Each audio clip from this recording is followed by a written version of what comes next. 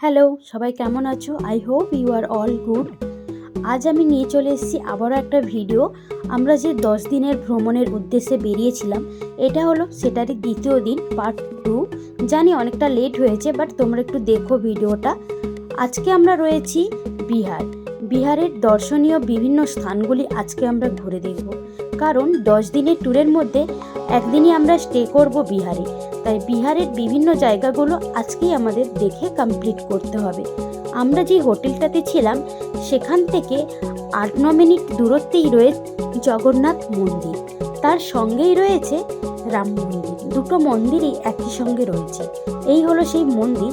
চলো এবার ভেতর থেকে তোমাদের দেখাচ্ছি মন্দিরটা কতটা সুন্দর।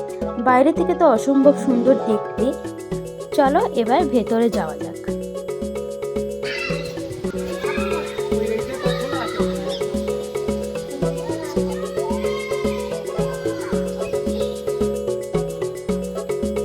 সিঁড়ি দিয়ে ওপরে উঠেই প্রথমেই পড়বে শ্রী রামজানকী মন্দির। মন্দিরটার ভেতরটা দেখতে তো সুন্দর, কিন্তু বাইরেরটাও খুবই সুন্দর। আর তার ঠিক পাশেই রয়েছে জগন্নাথ, বলরাম ও সুভদ্রা।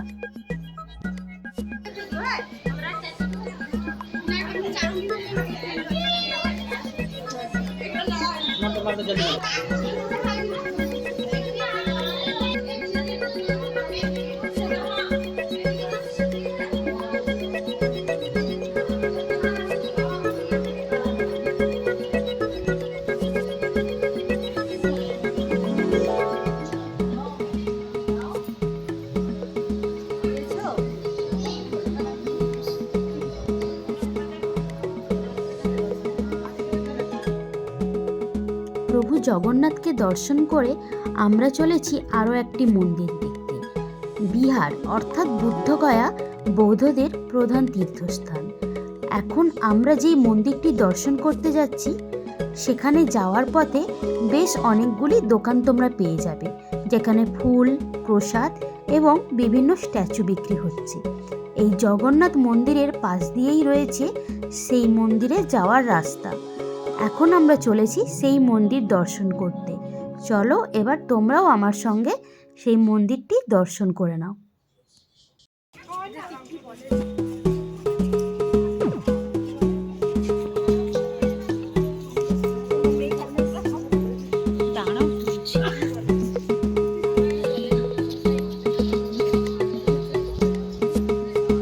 হ্যাঁ, কি একটা বলে, এদেরও একটা নাম আছে, ওই নামে বলে।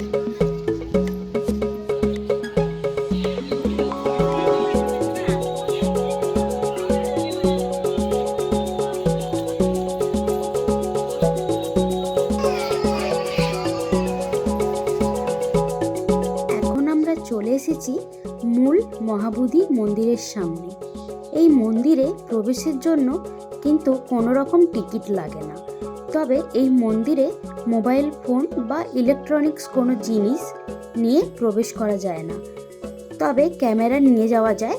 অবশ্য সেটার বিষয়ে আমি খুব একটা জানি না, তাই তোমাদেরকে সামনের থেকেই দেখাচ্ছি। এই হলো সেই মহাবোধি মন্দির, যেটা আমরা ভেতরে গিয়ে দর্শন করে এসেছি।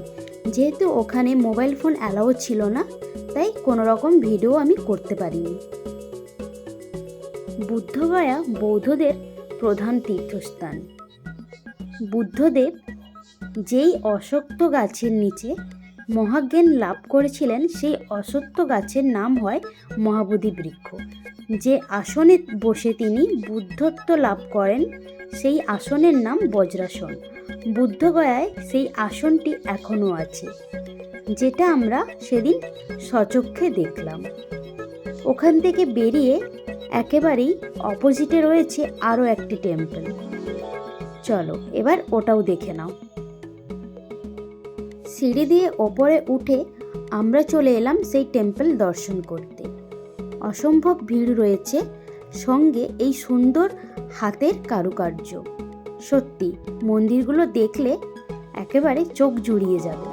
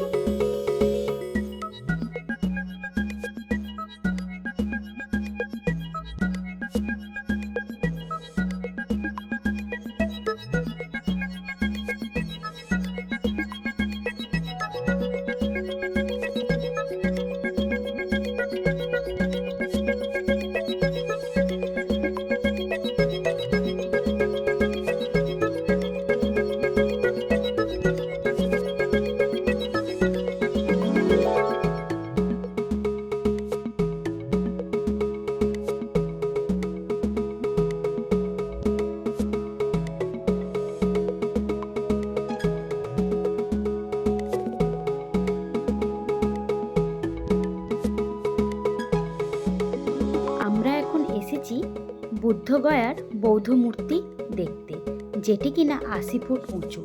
এই 80 ফুট উঁচু বুদ্ধ মূর্তিটি বুদ্ধগয়ার একটি অন্যতম প্রধান দ্রষ্টব্য। এই মূর্তিটি 1989 সালে 18ই নভেম্বর উদ্বোধন হয়েছিল। এই মূর্তিটির চারিপাশে তোমরা লক্ষ্য করো শিষ্যদের মূর্তি রয়েছে। পুরো মন্দিরটাকে ঘিরে রয়েছে শিষ্যরা। চলো এবার তোমরা একটু মন্দিরটা ভালো করে দর্শন করে নাও।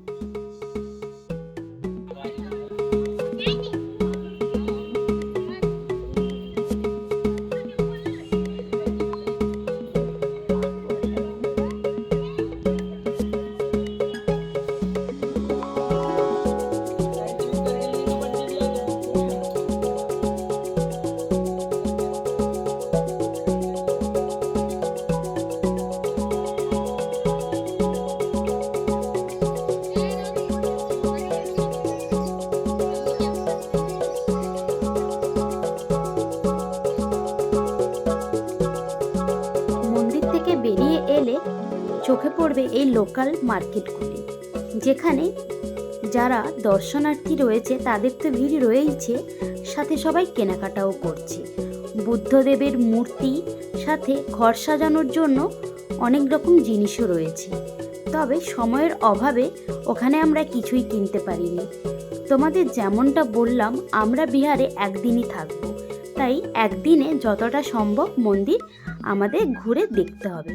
তাই একদিনেই আমরা অনেকগুলো মন্দির কভার করলাম। এখনই তোমরা একটা মন্দির দেখতে পেলে। এখানে বুদ্ধদেবের অসংখ্য মন্দির রয়েছে, একদিনে দেখে কোনোটাই শেষ করা যাবে না।